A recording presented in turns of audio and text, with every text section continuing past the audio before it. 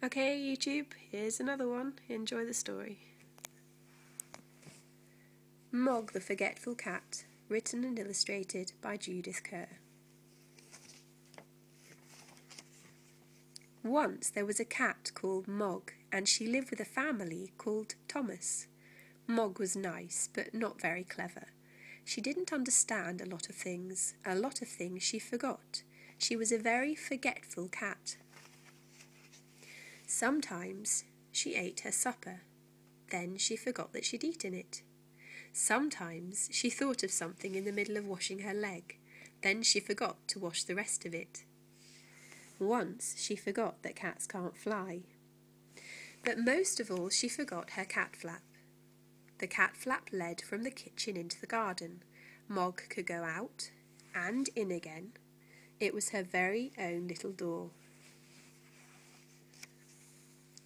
The garden always made Mog very excited. She smelled all the smells. She chased the birds. She climbed the trees. She ran round and round with a big fluffed up tail. And then she forgot the cat flap. She forgot that she had a cat flap. She wanted to go back into the house, but she couldn't remember how. In the end, she sat outside the kitchen window and meowed until someone let her in. Afterwards you could always tell where she had sat. This made Mr. Thomas very sad. He said, "Bother that cat." But Debbie said, "She's nice." Once Mog had a very bad day. Even the start of the day was bad. Mog was still asleep. Then Nicky picked her up. He hugged her and said, "Nice kitty." Mog said nothing, but she was not happy. Then it was breakfast time. Mog forgot that cats have milk for breakfast. She forgot that cats only have eggs as a treat. She ate an egg for her breakfast. Mrs. Thomas said, "Bother that cat." Debbie said, "Nicky doesn't like eggs anyway."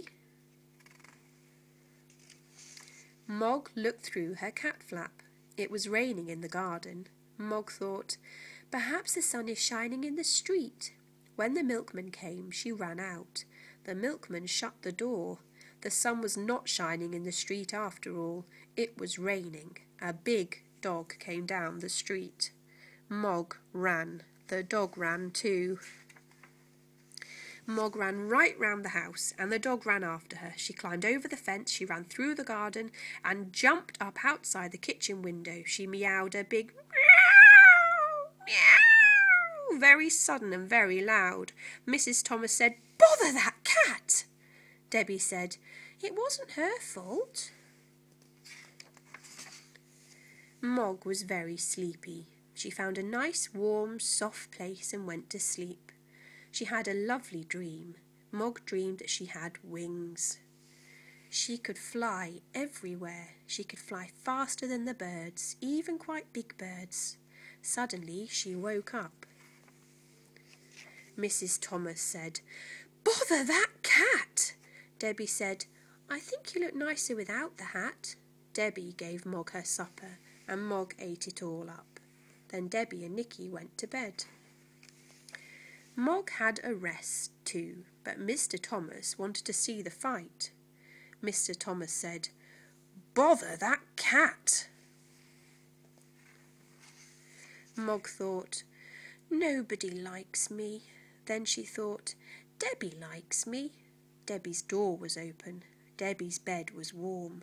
Debbie's hair was soft like kitten fur. Mog forgot that Debbie was not a kitten. Debbie had a dream. It was a bad dream. It was a dream about a tiger. The tiger wanted to eat Debbie. It was licking her hair. Debbie shouted. Mog jumped. Mr. and Mrs. Thomas said, "Bother, bother, bother that cat." Debbie said nothing. She was still crying because of the bad dream. Mog ran out of the room and right through the house and out of her cat flap. She was very sad. The garden was dark. The house was dark too. Mog sat in the dark and thought dark thoughts. She thought, "Nobody likes me.